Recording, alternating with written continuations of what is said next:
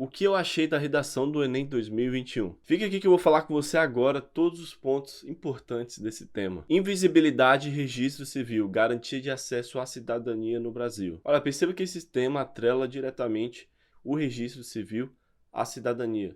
E quando fala em invisibilidade, quer dizer o quê? A ausência desse registro civil. E como que a gente pode fazer a conexão entre essas ideias? Por exemplo, no primeiro texto motivador a gente vê uma relação entre essa ausência de uma certidão de nascimento, de um documento de identificação e a pessoa ter uma certa crise existencial. Então aqui a gente tem alguns exemplos falando do seguinte, olha só, usuários se definem como zero à esquerda, cachorro, nada, pessoa que não existe.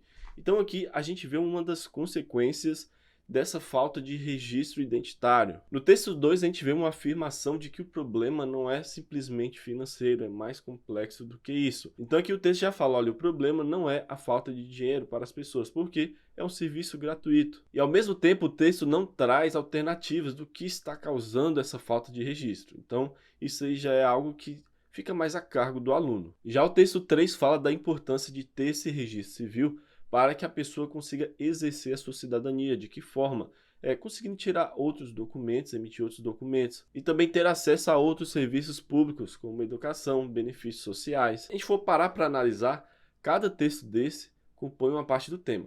Já que o texto 1 fala de crise existencial, a gente vê que aqui no começo do tema fala o seguinte, olha, invisibilidade, certo? Então está associada à pessoa se sente invisível socialmente. O texto 2 fala diretamente desse registro civil, que tem uma lei que dá gratuidade nesse serviço, então aqui já conecta com a parte 2 do tema, que é registro civil em si. E o texto 3 relaciona esse aspecto de ter o registro civil com acessibilidade a serviços públicos. Dessa forma, a gente já pode chegar aqui na terceira parte do tema, que é a garantia à cidadania. Logo, apenas com esses textos motivadores é possível entender os aspectos do tema. Mas assim como eu falei anteriormente, o aluno precisaria pensar um pouco mais, raciocinar um pouco mais, para conseguir encontrar as possíveis causas desse problema. Ou seja, o texto acabou fugindo da situação concreta de trazer para os alunos do ensino médio, olha só, isso está acontecendo, devido a tal coisa, por que apesar de ser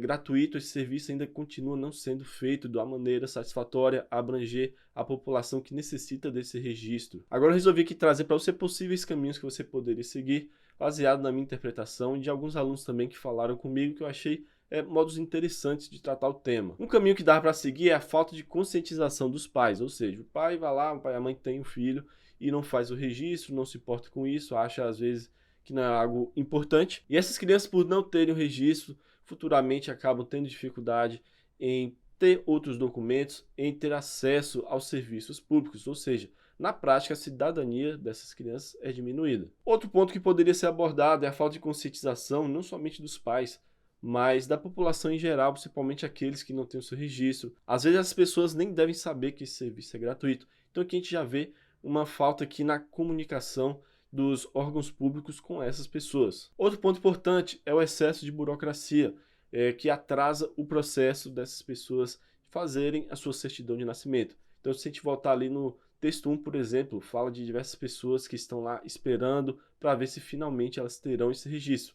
Dessa forma, fica meio que implícito que a burocracia atrapalha esse processo, que apesar das pessoas tentarem tirar esse registro, elas não conseguem, acaba demorando. E outro ponto que poderia também ser atrelado ao governo seria a falta de órgãos para fazer isso, a falta de cartórios, por exemplo, principalmente nas localidades mais periféricas da cidade, ou então em cidades do interior, onde é mais difícil a população ter acesso a esse serviço de registro civil. É claro que os argumentos não se restringem a isso, é muito provável que você que está me assistindo pensou em algum outro argumento que se encaixa muito bem nesse tema também. Então, pensando agora na forma da argumentação, você tem esses problemas principais e depois você argumenta dentro desses problemas, trazendo consequências, por exemplo, a redução da cidadania das pessoas, ao elas ficarem restringidas de conseguirem alguns serviços específicos. E tem também a questão da identidade, que a gente relaciona com a invisibilidade, que também está lá no tema, e as pessoas se sentirem inferiorizadas devido a essa falta de registro. A partir disso é possível concluir que, apesar dos textos motivadores